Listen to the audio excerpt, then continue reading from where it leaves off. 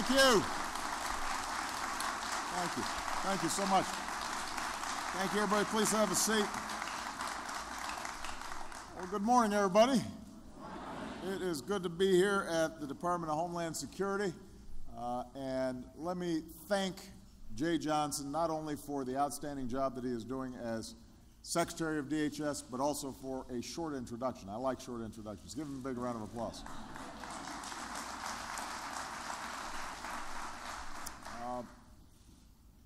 This is a great way to start the week because I get to do something I enjoy doing, which is saying thank you. Nobody works harder to keep America safe than the people who are gathered here today. And you don't get a lot of attention for it. That's the nature of the job. But I know how vital you are, and I want to make sure that more Americans know how vital you are. Because against just about every threat that we face, from terrorist networks to microscopic viruses to cyber attacks to weather disasters, you guys are there. You protect us from threats at home and abroad, by air and land and sea. You safeguard our ports, you patrol our borders, you inspect our chemical plants, screen travelers for Ebola, shield our computer networks, help hunt down criminals from around the world. You have a busy agenda, a full plate. And here at home, you are ready to respond to any emergency at a moment's notice. It is simply extraordinary how much the Department of Homeland Security does every single day to keep our nation, our people safe. It's a critical job, and you get it done without a lot of fanfare.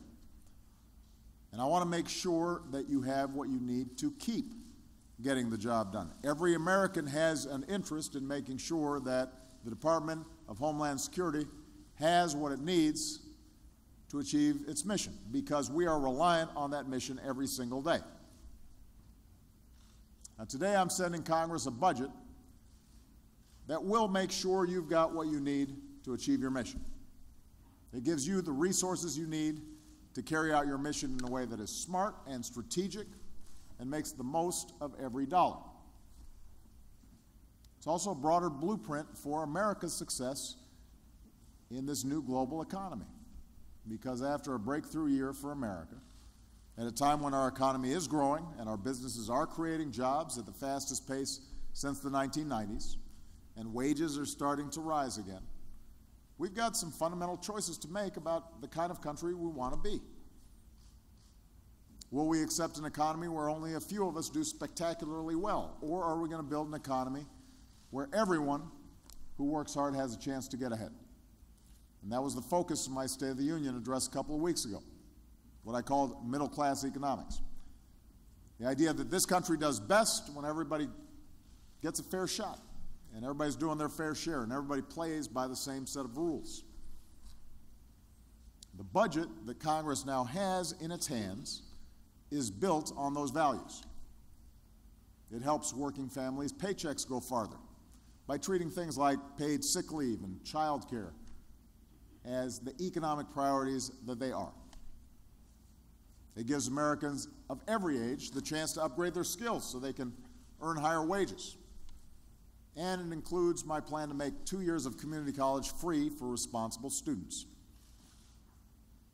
It lets us keep building the world's most attractive economy for high-wage jobs with new investments in research and infrastructure and manufacturing, as well as expanded access to faster internet and new markets for goods made in America. It's also a budget that recognizes that our economy flourishes when America is safe and secure. So it invests in our IT networks to protect them from malicious actors. It supports our troops and strengthens our border security. And it gives us the resources to confront global challenges, from ISIL to Russian aggression. Now, Since I took office, we have cut our deficits by about 2/3. I'm going to repeat that, as I always do when I mention this fact, because the public, oftentimes if you ask them, thinks that the deficit has shot up. Since I took office, we have cut our deficits by about 2/3. That's the fastest period of sustained deficit reduction since after the demobilization at the end of World War II. So we can afford to make these investments while remaining fiscally responsible. And in fact, we cannot afford, we would be making a critical error if we avoided making these investments. We can't afford not to. When the economy is doing well, we're making investments. When we're growing, that's part of what keeps deficits low, because the economy is doing well. So we've just got to be smarter about how we pay for our priorities, and that's what my budget does. At the end of 2013, I signed a bipartisan budget agreement that helped us end some of the arbitrary cuts known in Washington speak as sequestration.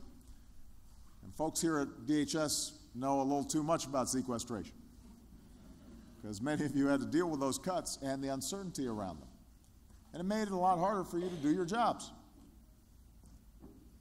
The 2013 agreement to reverse some of those cuts helped to boost our economic growth. Part of the reason why we grew faster last year was we were no longer being burdened by mindless across-the-board cuts, and we were being more strategic about how we handled our federal budget. And now we need to take the next step. So my budget will end sequestration and fully reverse the cuts to domestic priorities in 2016. And it will match the investments that were made domestically, dollar for dollar, with increases in our defense funding. Just last week, top military officials told Congress that if Congress does nothing to stop sequestration, there could be serious consequences for our national security at a time when our military is stretched on a whole range of issues. And that's why I want to work with Congress to replace mindless austerity with smart investments that strengthen America. And we can do so in a way that is fiscally responsible. I'm not going to accept a budget that locks in sequestration going forward. It would be bad for our security and bad for our growth. I will not accept a budget that severs the vital link between our national security and our economic security. I know there's some on Capitol Hill would say, well, we'd be willing to increase defense spending, but we're not going to increase investments in infrastructure, for example, or basic research. Well, those two things go hand in hand. If we don't have a vital infrastructure, if we don't have broadband lines across the country, if we don't have a smart grid, all that makes us more vulnerable. America can't afford being short-sighted, and I'm not going to allow it. The budget I've sent to Congress today is fully paid for through a combination of smart spending cuts and tax reforms. Let me give you an example. Right now, our tax code is full of loopholes for special interests, like the trust fund loophole that allows the wealthiest Americans to avoid paying taxes on their unearned income. I think we should fix that and use the savings to cut taxes for middle-class families. That'd be good for our economy. Now, I know there are Republicans who disagree with my approach, and I've said this before. If they have other ideas for how we can keep America safe, grow our economy, while helping middle-class families feel some sense of economic security, I welcome their ideas. But their numbers have to add up. And what we can't do is play politics with folks' economic security or with our national security. You, better than anybody, know what the stakes are. The work you do hangs in the balance. In just a few weeks from now, funding for Homeland Security will run out. That's not because of anything this department did. It's because there are Republicans in Congress who funded everything in government through September, except for this department. and they're now threatening to let Homeland Security funding expire because of their disagreement with my actions to make our immigration system smarter, fairer, and safer. Now, let's be clear. I think we can have a reasonable debate about immigration. I'm confident that what we're doing is the right thing and the lawful thing.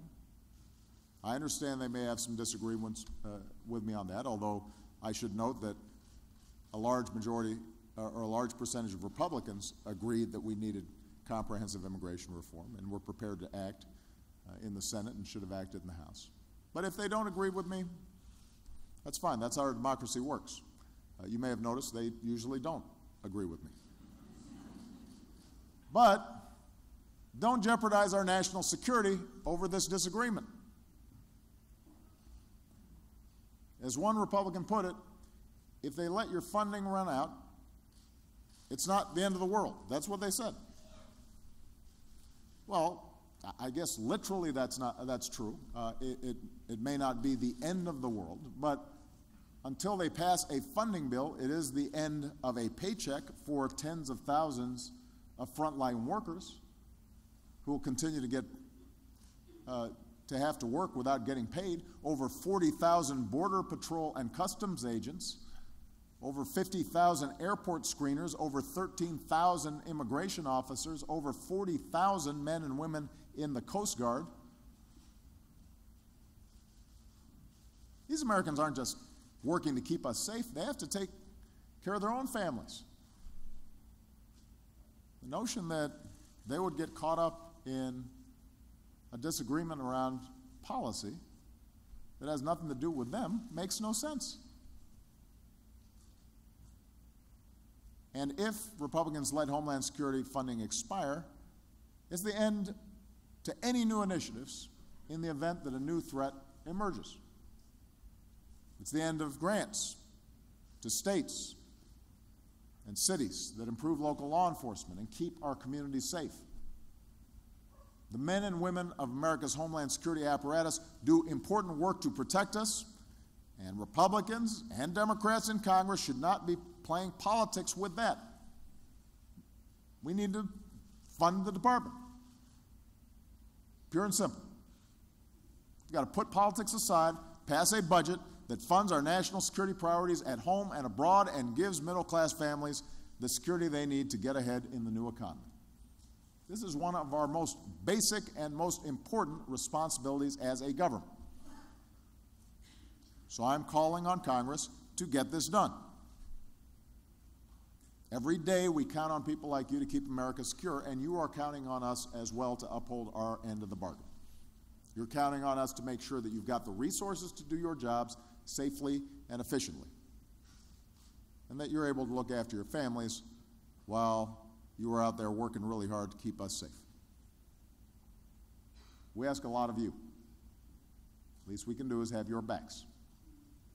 That's what I'm going to keep on doing for as long as I have the honor of serving as your president. I have your back, and I'm going to keep on fighting to make sure that you get the resources you deserve. I'm going to keep fighting to make sure that every American has the chance not just to share in America's success, but to contribute to America's success. That's what this budget is about. It reflects our values and making sure that we are making the investments we need to keep America safe, to keep America growing, and to make sure that everybody is participating, no matter what they look like, where they come from, no matter how they started in life, they've got a chance to get ahead in this great country of ours. That's what I believe. That's what you believe. Let's get it done. Thank you. God bless you. God bless the United States of America.